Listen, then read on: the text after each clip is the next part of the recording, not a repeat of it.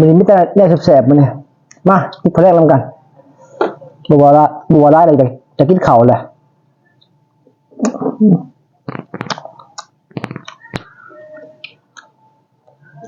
ก็แกงหน่อไม้ย่ำแดง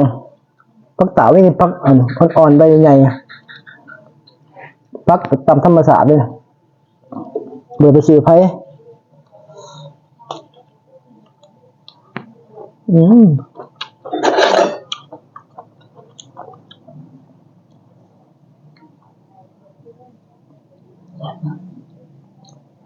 แซวอยู่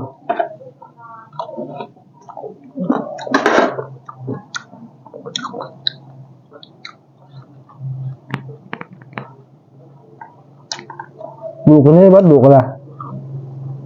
แล้วก็พากันไปใส่ไปจักจริงชิมมุกเลยครับกับแกงหน่อไม้เบิดทั้งนั้นแสบคัก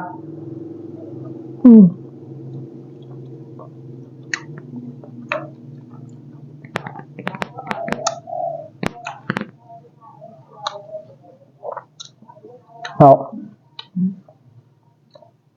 คอหอมเนี่ยเขาหอมยังคอหอมเนี้ยยังวะหอมยังมันก็จะมาหอมยังนี่เอากินเขาอยู่ก็จะหอมยังคือเข่านี่แล้วยังวะคอหอมเนี่ยวะลูกยังเขาโมอยู่คนนี้ไปละมันนะคอหอมเลยนะเลยหอมอีหรอ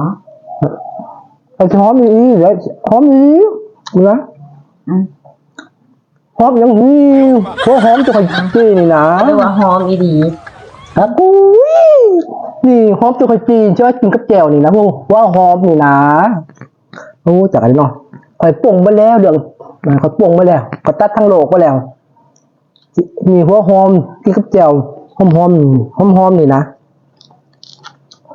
แต่เราคิดเป็นแนวอย่างเดียวโอ้จ้าเนาะบดสันจากที่คิดเป็นเดียวเลยจ้าเนาะโอ้จ้าบ่ไรเขาว่าหัวหอมเขาว่าข้อหอมเนี้ยเขาว่าแซ่บกินกับแจ่วป่งมาแล้วบกของเขาบกคันดอกเท่าคันเหมือนยำเนี่ยป่งทั้งโลกไปละ